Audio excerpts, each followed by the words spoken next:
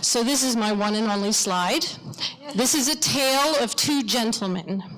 Can anybody tell me the man on the right? This is the easy one. Alfred Hitchcock. How about the man on the left?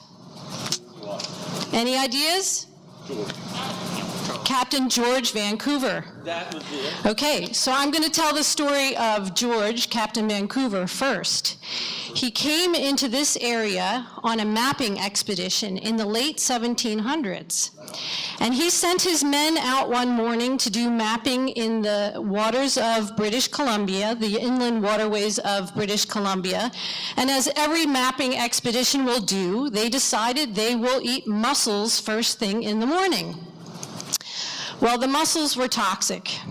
And you may have heard John Carter and a couple of other guys became sick very quickly.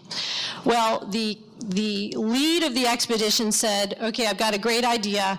Let's row really quickly and get whatever this is out of your systems. Well, unfortunately, that probably spread the toxins through their systems very quickly. And as we know, John Carter died.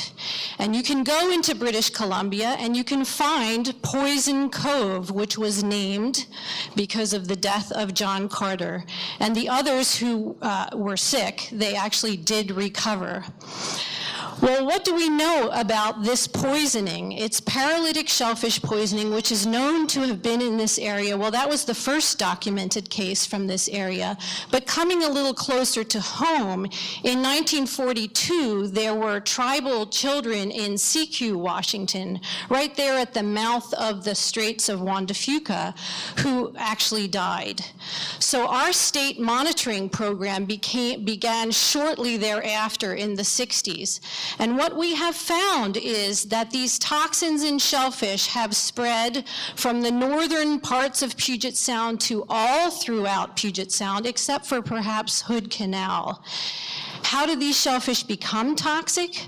Well, these microscopic plankton, phytoplankton, are fed upon by the shellfish.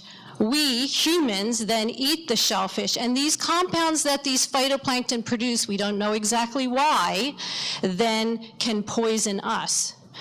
Okay, so let's move on to Alfred Hitchcock, and you're saying now she's crazy. You know, how can these guys have anything in common? Well, you know the story, the birds. Well, the birds were flying into windows. That's believed to be based on fact.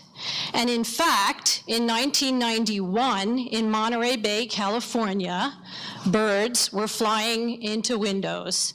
They were getting sick, they were dying on beaches, they were getting disoriented.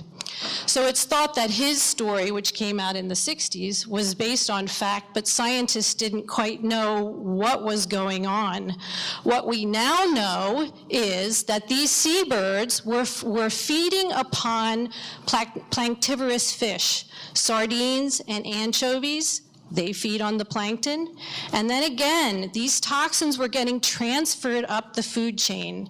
And in 1998, we had another part, a marine mammal, sea otters and sea lions, that were also dying because they feed on the same planktivorous fish.